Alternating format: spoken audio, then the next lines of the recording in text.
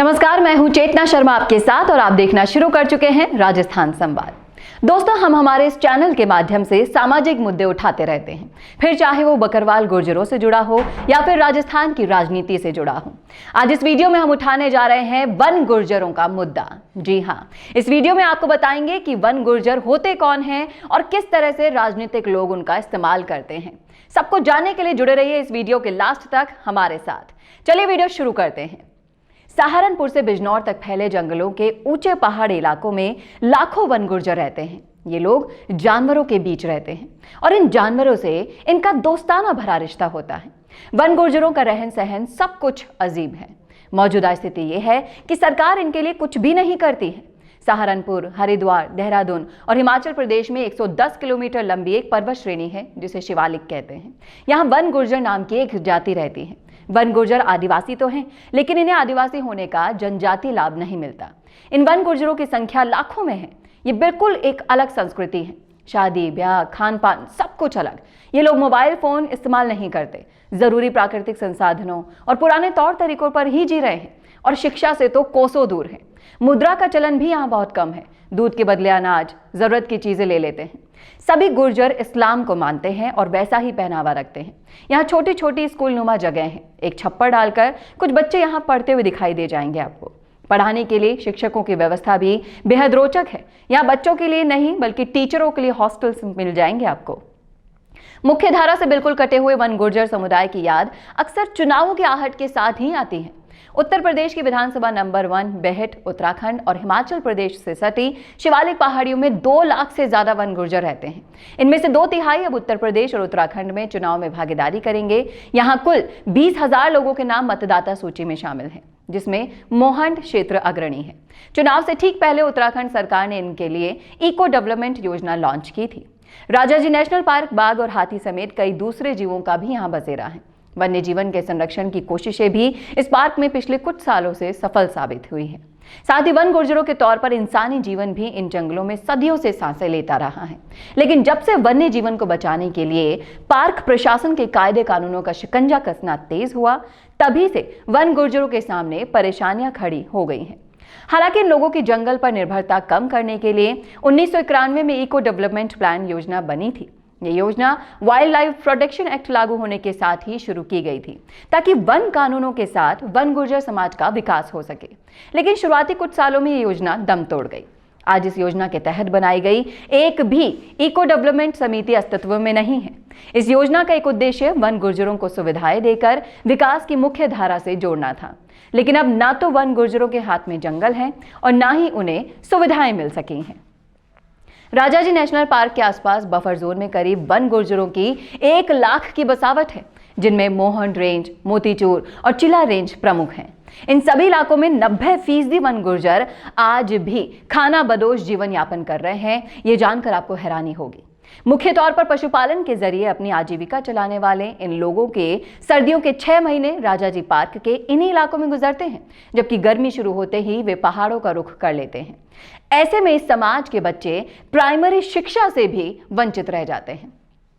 Park के अधिकारियों का भी मानना है कि वन गुर्जरों की जंगलों पर निर्भरता कम करने की योजना ठीक से आगे नहीं बढ़ सकी।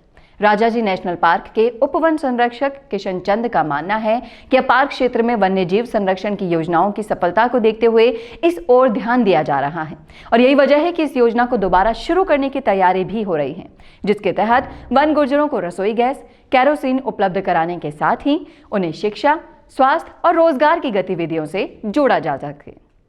दोस्तों, अब वक्त हो चला है ब्रेक का, लेकिन ब्रेक के बाद हम आपको एक ऐसी बात बताने वाले हैं जिसको सुनकर आपके कानों पर आपको विश्वास नहीं होगा। इसीलिए इस वीडियो को लास्ट तक जरूर देखिएगा। मिलते हैं एक ब्रेक के बाद। बड़ी राजनीतिक पार्टी का टिकट चाहते हैं और उस टिकट से जीतकर नेता बनने का भी इच्छा रखते हैं, लेकिन प्रचार के लिए अभी भी वार त्योहार के पोस्टर बनाने का पुराना तरीका ही अपना रहे हैं। राजनीतिक प्रचार के लिए पोस्टर हुआ पुराना, वीडियो इंटरव्यू का है जमाना।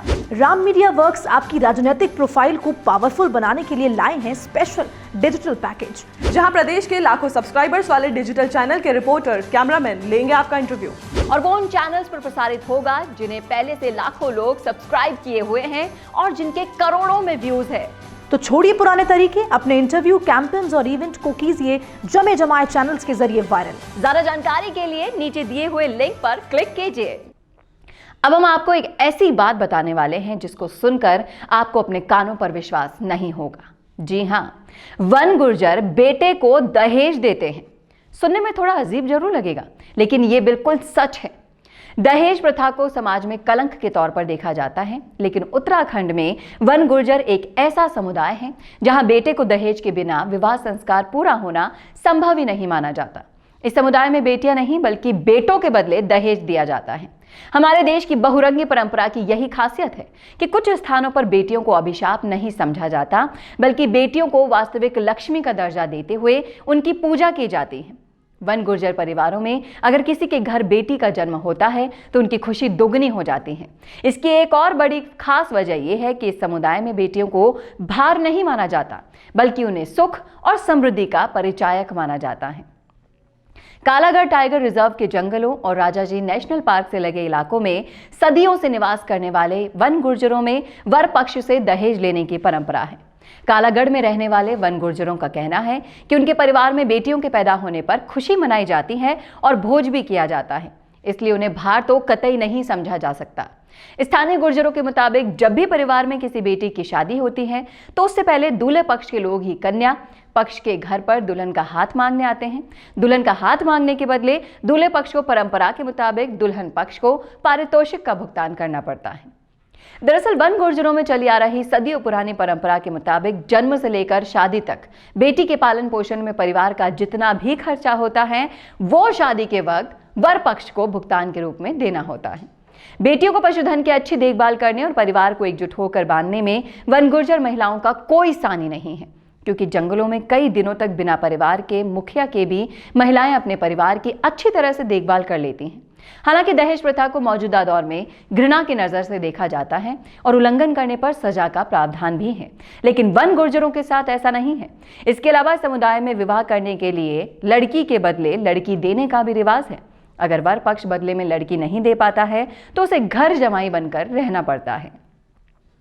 तो ये है वो समाज जिसकी आज भी दुनिया अलग ही है, और सिर्फ अगर इसे याद किया जाता है तो अपने मतलब के लिए। आज वन गुर्जरों को भी हमारे समाज की मुख्य धारा से जोड़े जाने की जरूरत है, जिससे कि इनका जीवन स्तर सुधर सके। आपका क्या सोचना है, क्या राय है आपकी, कमेंट बॉक्स में लिखिए और इस वीडियो को ज्यादा से ज्यादा शेयर कीजिए, जिससे लोगों तक जागरूकता फैले। और बने रहिए राजस्थान संवाद के साथ। नमस्कार। बड़ी राजनीतिक पार्टी का टिकट चाहते हैं और उस टिकट से जीतकर नेता बनने का भी इच्छा रखते हैं, लेकिन प्रचार के लिए अभी भी वार त्योहार के पोस्टर बनाने का पुराना तरीका ही अपना रहे हैं। राजनीतिक प्रचार के लिए पोस्टर हुआ पुराना, वीडियो इंटरव्यू का है जमाना। राम मीडिया वर्क्स आपकी राजनीतिक प्रोफाइल को पावरफुल बनाने के लिए लाए हैं स्पेशल डिजिटल पैकेज, जहां प्रदेश के लाखों सब्सक्राइबर्स वाले डिजिटल चैनल के रिपोर्टर, कैमरामैन लेंगे आपका इंटरव्यू। और वो उन चैनल्स पर प्रसारित होगा जिन्हें पहले से लाखों लोग सब्सक्राइब किए हुए हैं और जिनके करोड़ों में व्यूज है। तो छोड़िए पुराने तरीके, अपने इंटरव्यू, कैंपेन्स और इवेंट को कीजिए जमे जमाए चैनल्स के जरिए वायरल। ज्यादा जानकारी के लिए नीचे दिए हुए लिंक पर क्लिक कीजिए।